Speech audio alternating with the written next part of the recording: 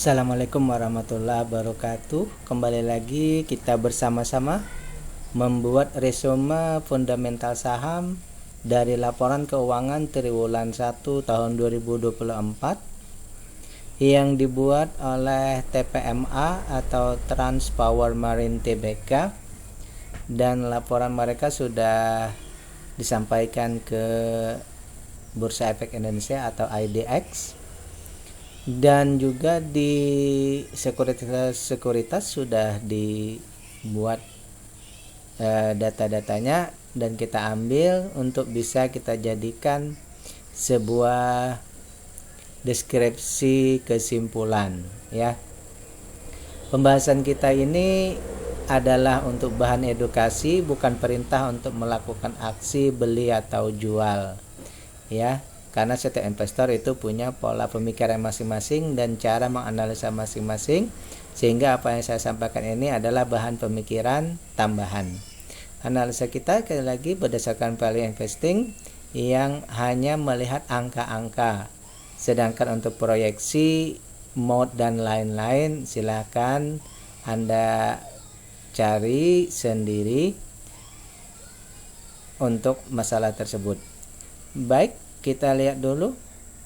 Transpower Marine Tbk atau TPMA didirikan pada tahun 2005, tepatnya 24 Januari ya, dan beroperasi pada bulan Maret di tahun yang sama. Perusahaan ini bergerak di bidang jasa transportasi laut ya. Ada 100 orang karyawan dan 500 awak kapal, itu yang terdata menurut data mereka. Perusahaan ini mengoperasikan 60 set kapal tunda dan tongkang serta beberapa floating crane. Wilayah operasinya ada di Sumatera, Jawa, Kalimantan, dan Sulawesi, serta negara tetangga juga ada ya, Filipina, Vietnam, dan Thailand. Perusahaan ini sebagian besar melayani kebutuhan transshipping perusahaan batubara. Jadi fokusnya lebih ke batubara. Berarti perusahaan ini untung ataupun penurunan keuntungannya juga terkait dengan kondisi sektor batubara ya, karena mereka ini bagian shippingnya, pengangkutannya ya. Baik, sekarang kita masuk ke pembahasan datanya ya. Menurut data yang didapat bahwa perusahaan sudah melakukan RUPS, dan untuk di tahun 2023 itu sudah diputuskan bahwa dividennya itu sebesar Rp75 ya, Rp75. Dividen interim sudah dibagikan Rp30, berarti masih ada Rp45 ya yang belum dibagi.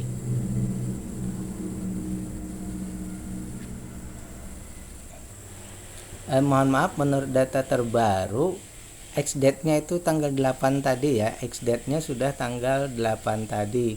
Berarti kalau membeli sekarang sudah lewat berarti ya.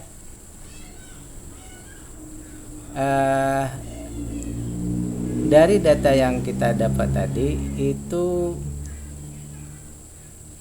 75, berarti masih ada Rp45 dan sudah selesai ya.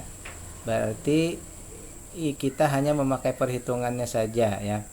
Nah, dari data tersebut kita dapatkan sekitar 65,22 dari data tersebut. Dari EPS-nya kan 115, kita bagi berapa ya?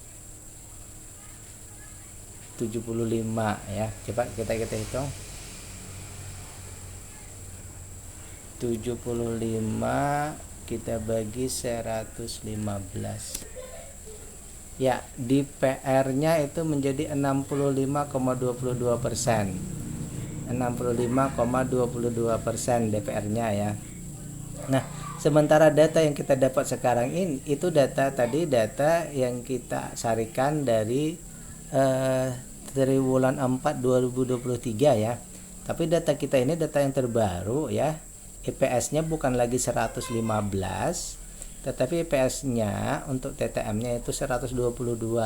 Berarti ada peningkatan di sini ya, sekitar 7 rupiah berarti ya, 115 120 berarti ada untuk triwulan 1 ini ada peningkatan sekitar 5 rupiah ya, ada peningkatan 5 rupiah. Nah, dari data ini dengan kita mendasarkan kepada DPR 65,22% ini ya, kita dapat sekarang data ini. Baik,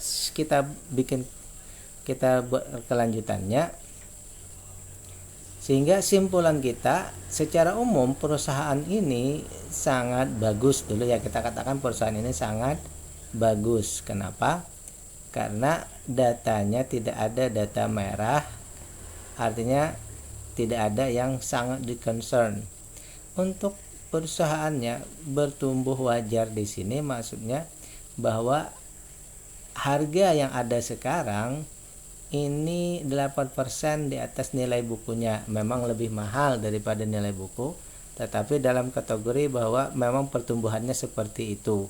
Jadi kita simpulkan perusahaannya bertumbuh wajar ya, dan dekat-dekat dengan di bawah bertumbuh kembang ya.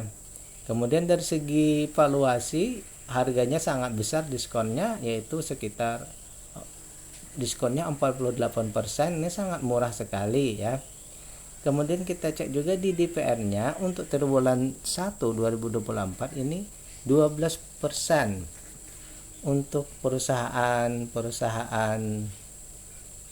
pengangkutan seperti ini, kalau menurut saya 12% ini sudah sangat besar ya, termasuk besar.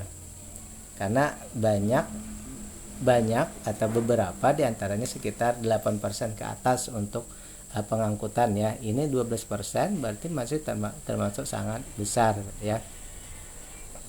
Kemudian concern kita berikutnya hanya di bagian terakhir, yaitu bahwa pengendali bisa trading, bahwa semua sahamnya ini berada di KSEI, semua sahamnya berada di pasar reguler, bisa diperjualbelikan. Namun pada titik lainnya bahwa perusahaan ini ada 10% asing memilikinya, berarti asing di sini tidak menjadi lokomotor utama penggerak harganya ya. Baik, sekarang kita sampai pada simpulan.